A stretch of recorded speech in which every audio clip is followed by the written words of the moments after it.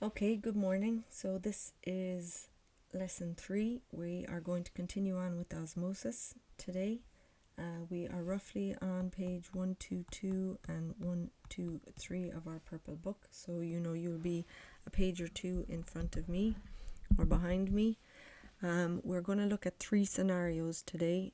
So 3 things that we could put, 3 different concentrations that we could put animal cells into, and you have to predict what happens with them. And there is one that doesn't do what it should. So freshwater amoeba, they should burst, but they don't, and you need to be able to explain why that is the case. So on page 122 you have the header up here. So you have to be able to predict which way water will move in and what will happen to a cell in 3 scenarios, and I'm going to keep banging on about this. If it's a more concentrated solution, there is less water, and when we defined osmosis, we said it's the movement of water, and it's moving from high concentration to low concentration of water. So again, the question has the more concentrated solution, it's less water, so you have to work out then what's going to happen. So you have a tiny gap where it says simple animal cell diagram.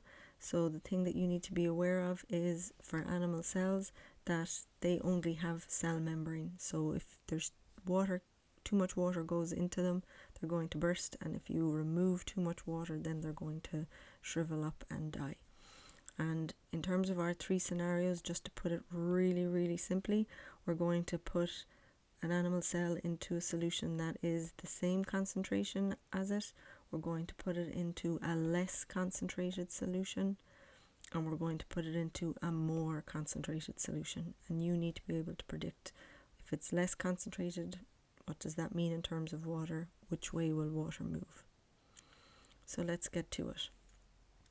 So our first scenario, if we put our animal cell into a solution that is the same concentration as its cytoplasm, so what does that mean for the movement of water? So if this is our cell down here, water is going to move into the cell, but it's also going to move out of the cell at the exact same rate because they are the same concentration inside and out. So the cell water will move in and out at the same rate. Your cell will remain intact. It'll look the same. It'll look like there's nothing going on, but actually the water is moving in and out. And in terms of examples, well, sea animals in seawater, they don't shrivel and die, they don't burst because their concentration of water is the same inside the animal cells and in the seawater. And when we get to excretion, we will talk about our kidneys, but our kidneys do the exact same thing. Okay, they are in this, they keep the concentration similar so that they don't burst or shrivel, and then if that was the case, we would die. So that's scenario 1. So in scenario 2, we're now putting it into a solution that is less concentrated than its cytoplasm. So you need to think about, what does less concentrated mean in terms of water? So less concentrated means more water. So if we just have a little simple diagram, this is our animal cell. I'm putting it into a solution that is less concentrated, so there is more water here. It means there has to be less water in here. We know from osmosis that water moves from high concentration to low concentration, so the water is going to move into my cell. And what do you think is going to happen to the cell? So if you keep filling it with water, there's only a cell membrane there. It's going to grow in size and it will burst because there's no cell wall to hold everything in. Now we have one scenario. So once upon a time we were able to play with blood in lesson.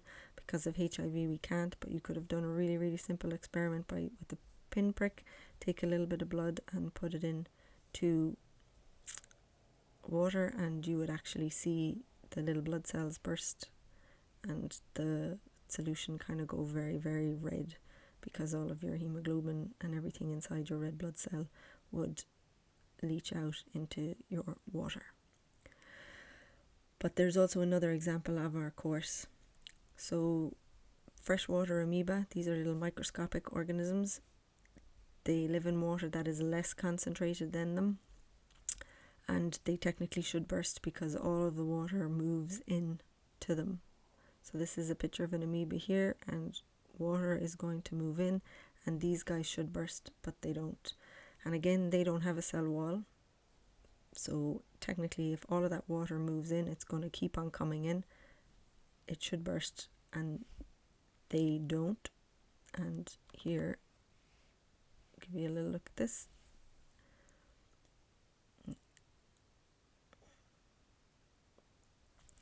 So these are the little amoeba floating around doing its thing, and it's going to collect water, and you will see one little part of it is going to start getting bigger and bigger, I'm hoping, in this animation. So my gut says it's this big circular part over here on the left. It's going to get bigger and bigger because water is moving into it.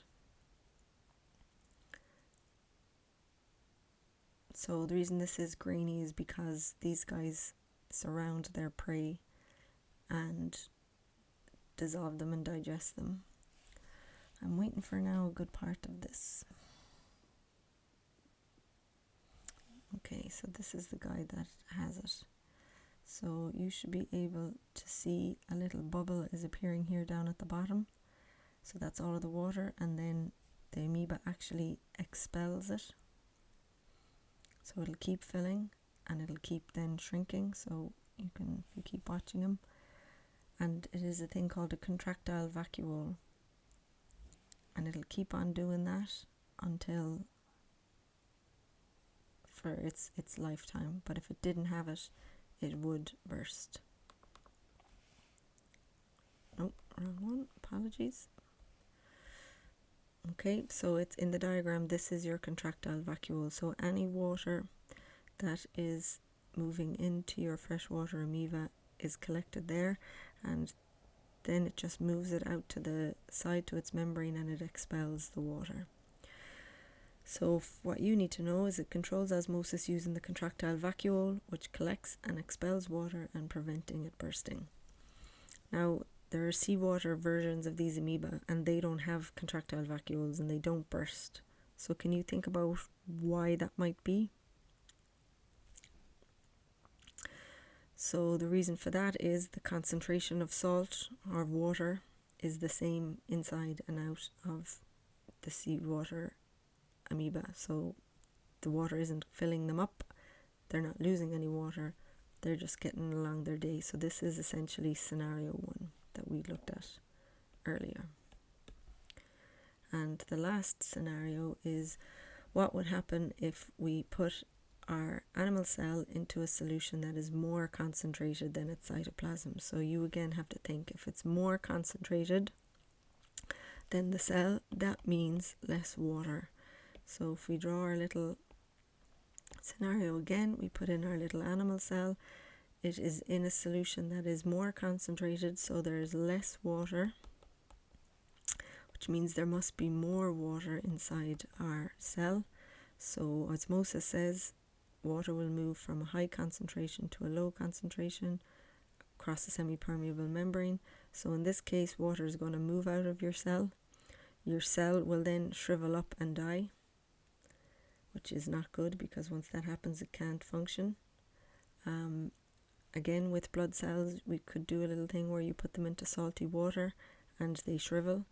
When we talk about blood cells doing this, or animal cells, it's called crenation. So the SEC may use that, and your cell looks all shriveled up. And again, that's not a good thing as it can't function.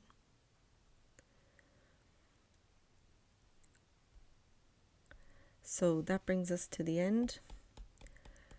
There will be the page in your class notes section for you to put photos of the notes that you've done today, and there will be a class notebook page linked to this assignment directly, which you will have a look at.